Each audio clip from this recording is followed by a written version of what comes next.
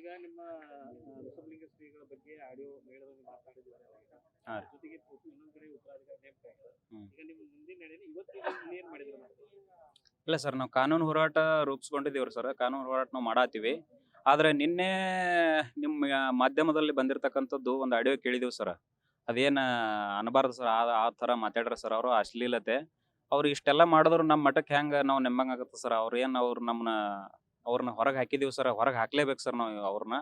ಅವ್ರು ತಾವಾಗಿನೇ ಒಪ್ಕೊಂಡ್ರು ಸರ್. 10-15 ವರ್ಷದ ಹಿಂದಿಂದ ಈಗ ಯಾಕೆ ತೆಗಿಯಾತಾರ ಇವ್ರು ಅಂತ ಹೇಳಿ ಕಿಶಂದ್ರ ಅವ್ರು ಮಾಡೋದ್ ತಪ್ಪ ಅವ್ರು ಒಪ್ಕೊಂಡ್ರು ಸರ್. ಮತ್ತೆ ಇಷ್ಟೆಲ್ಲ ಇದ್ದ ಬಳಕನು ಮತ್ತೆ ಇನ್ನ ಏನ್ ಸಾಕ್ಷಿ ಬೇಕು ಸರ್ ಅವ್ರಿಗೆ ಅದಾವಲ್ ಸರ್, ಪರೋಕ್ಷವಾಗಿನೇ ಅದಾವಲ್ ಸರ್. ಇವೆಲ್ಲ ಸ್ವತಃ ಒಪ್ಕೊಂಡ್ರು ಸರ್. ಇಷ್ಟೆಲ್ಲ ಅವ್ರದ್ದು ಕೇಳಿನೇ ನಾವು ದಿಗ್ಬಂಧನ ಆಗ್ಬಿಟ್ಟದ ಸರ್. ಆಸ್ತಿ ಹಾನಿ ಮಾಡ್ಯಾರ ಸರ್. 50 ವರ್ಷ ನಮ್ಮ ಮಠ ಹಿಂದ್ ಉಳಿಸ್ಯಾರ ಸರ್. ನಾವು ಏನ್ರ ಮಾತಾಡಿದೀವಿ, ನಾವು ತಪ್ಪು ಮಾತಾಡಿದೀವಿ ಅಂತಂದ್ರೆ ಈ ಸದ 6 ತಿಂಗಳೈತಿ ಸರ್. ಮತ್ ನಾವ್ ನಮ್ಮ ಮ್ಯಾಗ FIR ಮಾಡ್ಬೇಕಾಗಿತ್ತು ಸರ್. ಮತ್ತೆ ಯಾಕೆ ಗಪ್ಪಾದ್ರಿ ಸರ್ ಅವರು? ಈಗಲ್ಲ ಏನ್ ಮಾಡ್ಬೇಕು ಮಾಡ್ರಿ ಸರ್.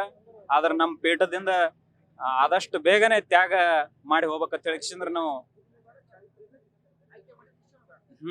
ಚಾರಿತ್ರ್ಯ ಮಾಡಿರ್ತಕ್ಕಂಥ ಗುರುನು ಬೇಡ ನಮಗ, ಅವ್ರು ಆಯ್ಕೆ ಮಾಡಿರ್ತಕ್ಕಂಥ ಶಿಷ್ಯನು ಬೇಡ ನಮಗ ಸರ್. ನಮ್ಮ ಪೀಠನೇ ಬೇರೆ. ನಮ್ಮ ಪೀಠಕ್ಕೆ ನಮ್ಮ 1959 ಒಳಗ ಬಾಂಬೆ ಆಕ್ಟ್ ಒಳಗ ಶ್ರೀ ವಿರಕ್ತ ಮಠ, ಬಂತನಾಳ ಮತ್ತು ಲಚ್ಚಾಣ ಅಂತ ಹೇಳಿನೇ ಅದ ಸರ್. ಹಂಗಾಗಿ ನಮ್ಮ ಲಚ್ಚಾಣ ಪ್ರತ್ಯೇಕ ಮಠ, ಪ್ರತ್ಯೇಕ ಉತ್ತರಾಧಿಕಾರಿ ಮಾಡ್ಬೇಕಂತ ಹೇಳಿ ನಾವು ಹೋರಾಟ ಮಾಡ್ತೀವಿ ಸರ್. ಇಲ್ಲಾದ್ರ 5 ಜನ ಇನ್ನೂ ಕಾಲ್ ಮಿಂಚಿಲ್ಲ ಸರ್. 5 ಜನ ಸಮಿತಿಯನ್ನ ಮಾಡ್ರಿ ಸರ್. ಬಂತನಾಳ ಪೂಜ್ಯರು ಮತ್ತು ಎರ್ನಾಳ ಪೂಜ್ಯರು, ಮುಗುಳುಕೊಡದ ಪೂಜ್ಯರು ಮತ್ತು ಹಳಿಂಗ್ಳಿಯ ಪೂಜ್ಯರು ಮತ್ತು ನಮ್ಮ ಸ್ಥಳೀಯ ಶಾಸಕರಾಗಿರುವಂತ ಯಶವಂತರೇಗೌಡ ಪಾಟೀಲ್ರು, ಈ 5 ಜನ ಸಮಿತಿ ಒಳಗಿದ್ದ ಇದ್ದಂತವ್ರು ಸರ.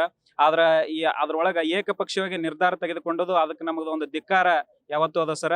ಅವ್ರು ಇನ್ನಾದ್ರೂ ಬಿ 4 ಜನ ಮತ್ತು ಶಾಸಕರಾಗಿಂತ MLA ಅವ್ರನ್ನ ತಗೊಂಡು ಇನ್ನಾದ್ರೂ ವಿಶ್ವಾಸಕ್ಕೆ ತಗೊಂಡು, ಸರ್ವ ಸಮನ್ವಯ ತಗೊಂಡ್ ಕೃಷ್ಣಂದ್ರ ಅವ್ರು ವಿಶ್ವಾಸಕ್ಕೆ ತಗೊಂಡು ಇನ್ನಾದ್ರೂ ಬಿ ನಮ್ಮ ಪೀಠಕ್ಕೆ ಇನ್ನೊಂದು ಮರಿ ಕೊಟ್ರು ನಡೀತದೆ ಸರ್. ಅದ್ರೊಳಗೆ ಏನು ಅಭ್ಯಂತರ ಇಲ್ಲ. ಹಾ ರೀ. ಅಲ್ಲಿಂದ ಇಲ್ಲಿಗೆ 3-4 ವರ್ಷ ಯಾಕೆ ನೀವು ಸುಮ್ಕೊಂಡ್ರಿ? ಆಮೇಲೆ ಇಲ್ಲಿ ತನ ನಾವು ವಿಡಿಯೋಗಳು ಮತ್ತು ಭ್ರಷ್ಟಾಚಾರ ಯಾಕೆ ಹೊರಗೆ ಈಗ ಯಾಕೆ ಹೊರಗೆ ಬಿಡಾತ್ತೀರ ಸರ್? ಯಾವಾಗ ಗೊತ್ತಾಗಿರ್ತದ ಅವಾಗೇ ಹೊರಗೆ ಬರ್ಬೇಕಲ್ಲ ಸರ್. ಈ ಸದ್ಯಕ್ಕೆ ಅವ್ರದ್ದು ಆಡಿಯೋ ಮತ್ತು ನೀವು ಆಸ್ತಿ ಹಾನಿ ಮಾಡೋದು ಪೇಪರ್ಸ್ ಬಗ್ಗೆ ಕೇಳಾತ್ರಿ ಸರ್. ಕರೆಕ್ಟ್ ಅದ್ರಿ. ಮತ್ತೆ ಯಾವಾಗ ಗೊತ್ತಾಗ್ತದ ಅವಾಗೇ ಕೇಳ್ಬೇಕಲ್ಲ ಸರ್. 15 ವರ್ಷದಿಂದ ನಮಗೇನು ಗೊತ್ತಿತ್ತೇನು ಸರ್? 15 ವರ್ಷ ಅವಾಗ ನಾವು ಕಾಲೇ ಬಿದ್ದಿವಲ್ಲ ಸರ್ ಅವ್ರಿಗೆ, ನಾವು ಗುರುಗಳ ತಿಳಿಸಿಂದ್ರ. ಮತ್ತ ಪಾಲಿಕೆಯಾಗ ಹೊತ್ತು ಮೆರೆಸಿವಿ ಸರ್. ಹೆಗಲ ಮ್ಯಾಗ ತೊಗೊಂಡು ಮೆರೆಸಿವಿ. ಆಟ ಸಾಷ್ಟಾಂಗ ಹಾಕಿವಿ ಅವ್ರಿಗೆ. ಅದ್ರ ಉಪಕಾರ ನಮಗ್ ಕೊಟ್ರ ಸರ್ ಅವರು. ಅದೇನ್ 39 ನಿಮಿಷದ ಆಡಿಯೋ ಕೇಳಿದ್ರ ಸರ್, ಫುಲ್ ಧನ್ಯನೇ ಆಗ್ಬಿಡ್ತೀರಿ ಸರ್ ನೀವು. 4 ಭಕ್ತರು ಗುರು ಸರ್. 4 ಭಕ್ತರು ಅಂದ್ರೆ ಮತ್ತೆ 4 ಭಕ್ತರು ಗುರು ಅಲ್ಲ ಸರ್ ಇವರು. ಇವ ನಾಲ್ಕರೇ ಸರ್ ಇವರು. ಮುಂದಿನ ನಡೆ ಏನಿಲ್ಲ ಸರ್. ನಮಗ್ ಪ್ರತ್ಯೇಕ ಮಠ, ಪ್ರತ್ಯೇಕ ಉತ್ತರಾಧಿಕಾರಿ. ನಮಗ ಅದು ಒಂದೇ ಇದು ನೋಡ್ ಸರ್. ಸಂಗಮೇಶ್ ಮುಜುಗಣ್ ಸರ್. ನೋಡ್ರಿ, ವೃಷಭಲಿಂಗ ಸ್ವಾಮಿಗಳನ್ನ ನಾವು ಸ್ವಾಮೀಜಿ ಅಂತ ಇಲ್ಲಿ ಪೂಜಾ ಮಾಡಿ ಹೊತ್ತು ಮೆರೆಸೋರು ಲಕ್ಷಾಣ ಭಕ್ತರು.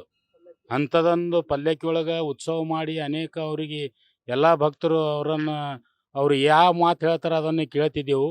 ಇವತ್ತಿನ ದಿವಸ ಆ ವಿಡಿಯೋ ನೋಡಿ ನಮ್ಮ ಮನಸ್ಸಿಗೆ ಕೆಟ್ಟಾಗ್ಯದ. ಈ ವಿಡಿಯೋದಿಂದ ಆಡಿಯೋದಿಂದ ಅವರಿಗೆ ಪರಿಣಾಮ ಆಗಿ ಇದನ್ನು ಮತ್ತೆ ಪರಿಶೀಲಿಸಿ ಇದನ್ನು ವಿಡಿಯೋ ನೋಡಿದ್ರು ಸಹಿತ ಅವರಿಗೆ ಯಾವ ಡಿಪಾರ್ಟ್ಮೆಂಟ್ ಅಥವಾ ಪೊಲೀಸ್ ಸ್ಟೇಷನ್ಗೂ ಯಾವುದೋ ಕ್ರಮ ಕೈಗೊಂಡಿಲ್ಲ. ಆಸ್ತಿ ಹಾನಿ ಮಾಡ್ಯಾರ, ಆಸ್ತಿ ಮಾರಿದ್ರು ಇರಲಿ. ಇಂಥ ಹೆಣ್ಮಕ್ಳ ಜೊತೆ ಲೈಂಗಿಕ ಒಂದು ಸಂಭಾಷಣೆ ಮೂಲಕ ಅದು ವಿಡಿಯೋ ಕೇಳಿ ಎಲ್ಲ ನಮ್ಮ ಕರ್ನಾಟಕದ ಭಕ್ತರಿಗೆ ನೋವುಂಟು ಮಾಡ್ಯಾದ.